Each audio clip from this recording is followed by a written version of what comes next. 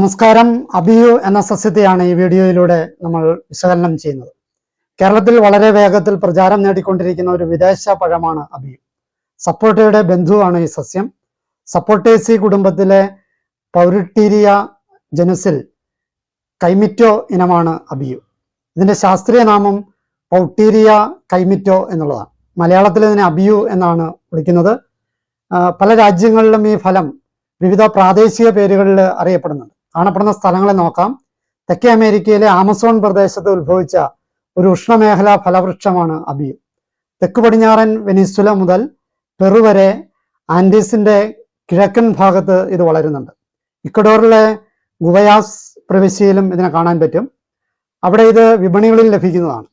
പല ബ്രസീലിയൻ പട്ടണങ്ങളിലും തെരുവുകളിലും വീട്ടുമുറ്റങ്ങളിലും ഒക്കെ ഇത് സാധാരണമായ ഒരു മരമാണ്. ഇപ്പോൾ മിക്കവാറും ഉഷ്ണമേഖലാ പ്രദേശങ്ങളിലെല്ലാം അബിയു കൃഷി ചെയ്തു വരുന്നുണ്ട്. രൂപകരണം നോക്കാം. ശരാശരി 10 മീറ്റർ വരെ ഉയരത്തിൽ വളരുന്ന ഒരു ചെറുവൃക്ഷമാണ് അബിയു. തായ്തണ്ട് ബലമുള്ളതാണ്.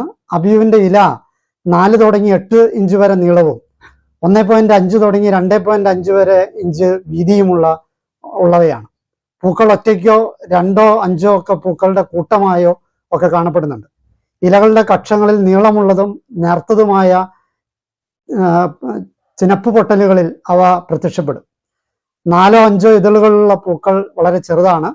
ദളങ്ങൾ സിലിണ്ടർ ആകൃതിയുള്ളതും വെള്ള മുതൽ പച്ച കലർന്ന നിറമുള്ളതുമാണ്.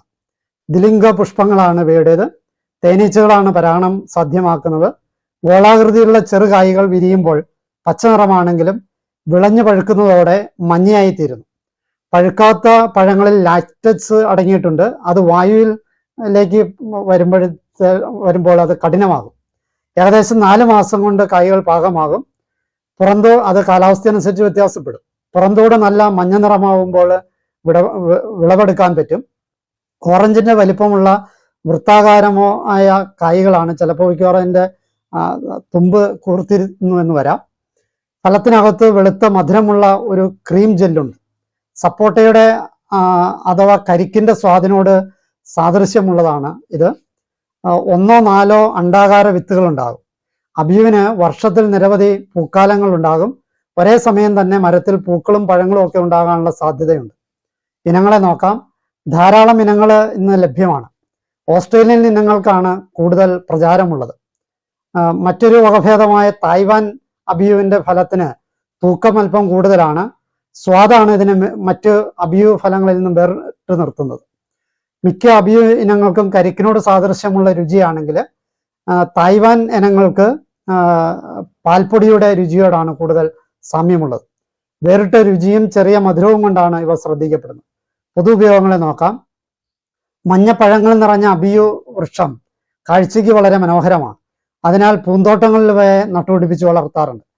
പഴങ്ങൾ മുറിച്ച് ഉള്ളിലെ മാധുര്യമേറിയ വെള്ളക്കഴമ്പ് സ്പൂൺ ഉപയോഗിച്ച് കോരി നേരിട്ട് കഴിക്കാം. അത് തണുപ്പിച്ച് കഴിക്കാം. ഐസ്ക്രീം, കേക്കുകൾ, ഫ്രൂട്ട് സാലഡുകൾ എന്നിവയിലൊക്കെ ഇത് ഉപയോഗിക്കാറുണ്ട്. രാസഘടകങ്ങളെ നോക്കാം. അബിയു വളരെ പോഷക സമ്പുഷ്ടമായ ഒരു ഫലമാണ്. പഴത്തില് പ്രോട്ടീൻ, കാർബോഹൈഡ്രേറ്റ്, കൊഴുപ്പ്, fibre, riboflavin, vitamin A, niacin, vitamin C, thiamine, phosphorus എന്നിവയൊക്കെ അടങ്ങിയിട്ടുണ്ട്.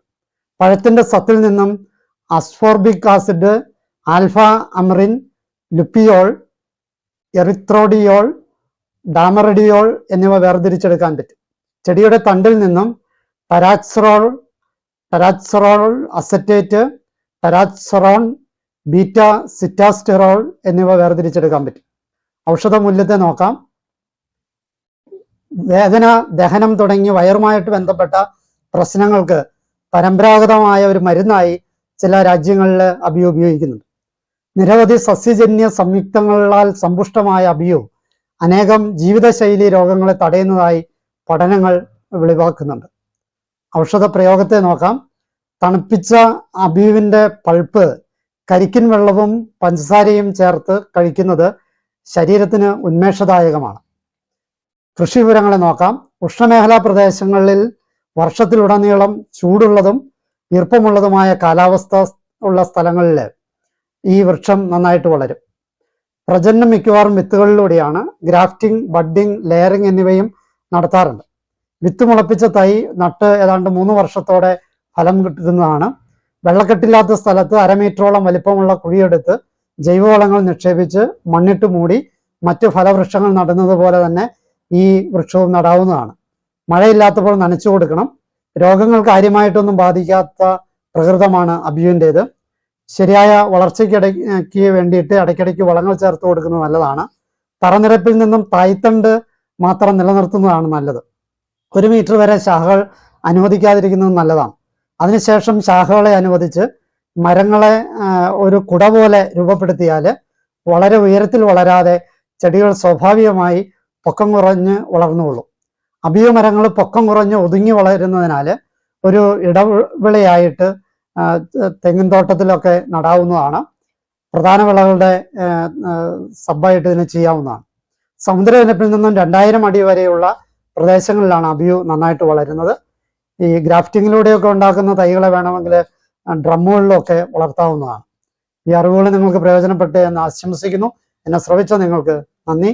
നമസ്കാരം.